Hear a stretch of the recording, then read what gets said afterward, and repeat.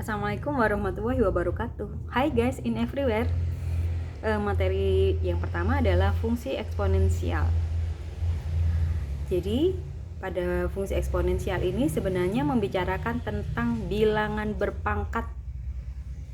Jadi mungkin waktu kalian kelas 8 atau kelas 9, kelas 7 kelas 8 atau kelas 9 mungkin sudah mempelajari tentang bilangan berpangkat. Tapi untuk yang fungsi eksponensial ini bilangan berpangkatnya berupa variabel. Jadi misalkan 2 pangkat X. Jadi bilangan pokoknya merupakan bilangan, pangkatnya merupakan variabel. Kalau yang biasa kalian pelajari kan kayak 3 pangkat 2.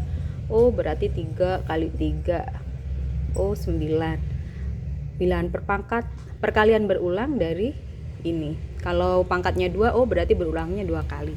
Tuh. Jadi tapi kalau fungsi eksponen pangkatnya berupa variabel.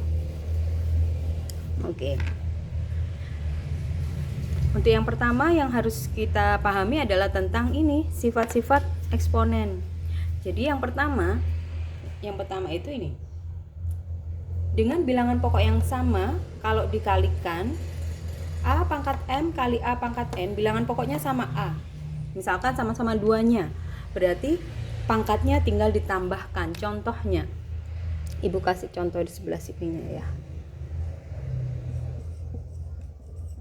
Contohnya 2 pangkat 3 kali 2 pangkat 5. Berarti tinggal 2 pangkat, karena bilangan pokoknya sama-sama 2, jadi pangkatnya tinggal ditambahkan aja. 3 ditambah 5 sama dengan 2 pangkat 8. Gampang kan? Gampang banget. Untuk yang contoh yang nomor 2. Sifat eksponen yang nomor 2. A pangkat M dibagi A pangkat N. Bilangan pokoknya sama. Kalau bilangan pokoknya sama dengan sifat pembagian berarti pangkatnya tinggal dikurangi. A pangkat M dikurangi N.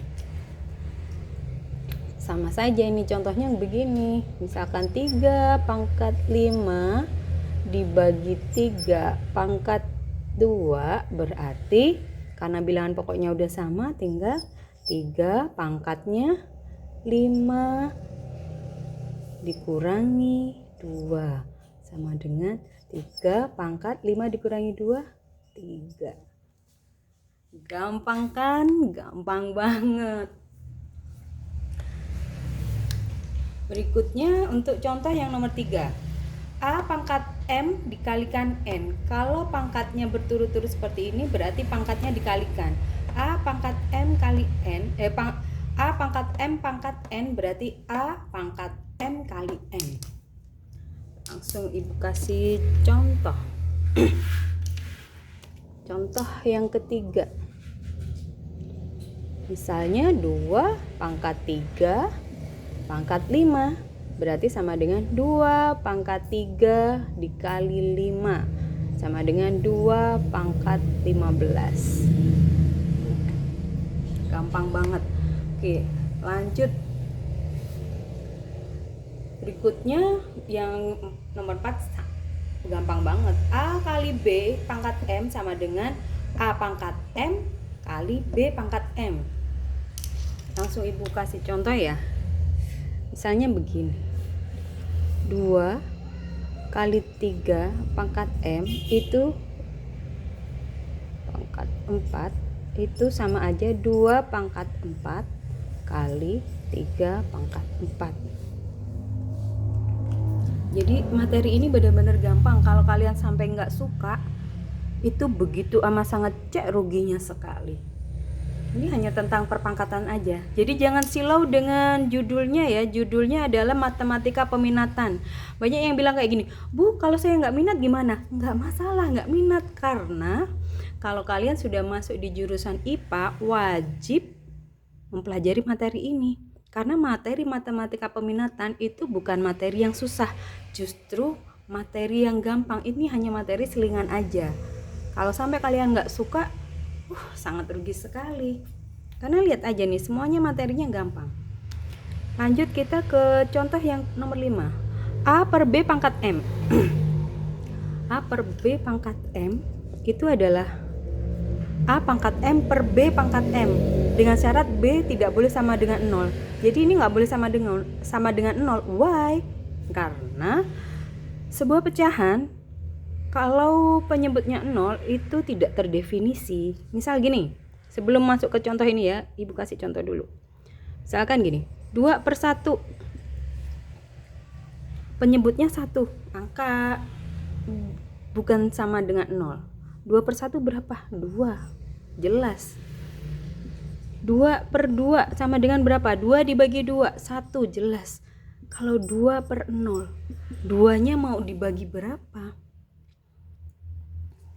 Jadi kan kalau 2, misalkan ini 2 nih ya, 2 dibagi 1, ya udah 2. 2 dibagi 2, 1. 2 dibagi 0, ini mau dibagi berapa kan susah. Makanya kalau 2 per 0 adalah tidak terdefinisi. Susah mau didefinisikan. Makanya jangan bingung dengan syarat-syarat seperti ini.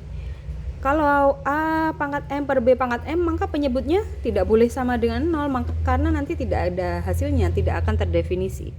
1 per A pangkat N, penyebutnya nggak boleh sama dengan 0. Understand ya? Oke. Masuk ke contohnya.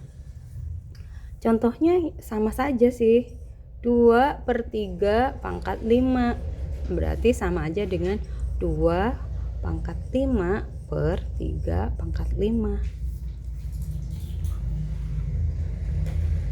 Contoh berikutnya, A pangkat negatif N sama dengan 1 per A pangkat N. Jadi bilangan berpangkat itu adalah pangkatnya kan harus positif. Jadi kalau pangkatnya negatif wajib dipositifkan.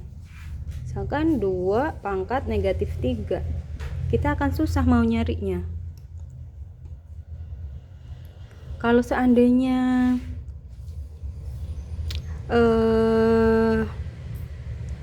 kan kayak gini, 2 pangkat 2, kita bisa nyari kan 2 kali 2. Kalau 2 pangkat negatif 3 mau berapa kali kan susah. Makanya harus dipositifkan. 2 pangkat negatif 3 biar positif itu adalah 1 per 2 pangkat 3. Kalau sudah seperti ini kan kita bisa nyari 1 per 2 pangkat 3. Berarti kan 1 kali 2 berarti sama dengan 1 per 8. Ini kita hapus aja, nggak cukup nanti.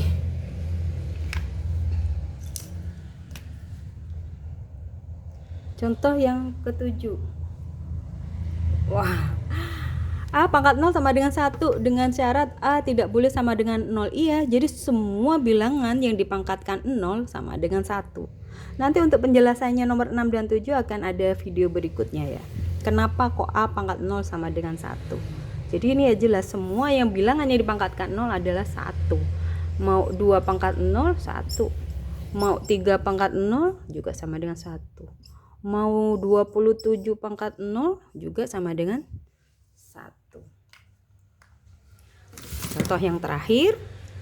Wah, ini nyempil-nyempil di sini ya, guys.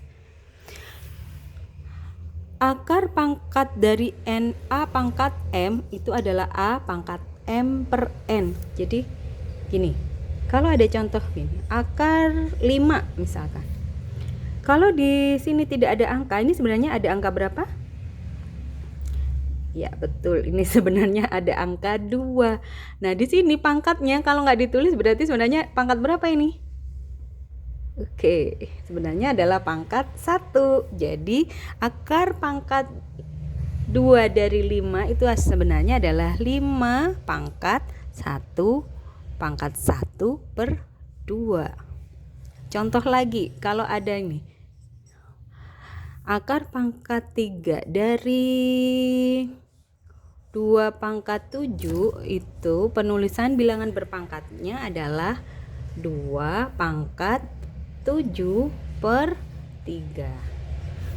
Oke, penjelasan kali ini cukup sampai sini ya. Sampai ketemu pada video berikutnya. Jangan lupa cintai matematika. Matematika itu asik loh. Wassalamualaikum warahmatullahi wabarakatuh. Dadah.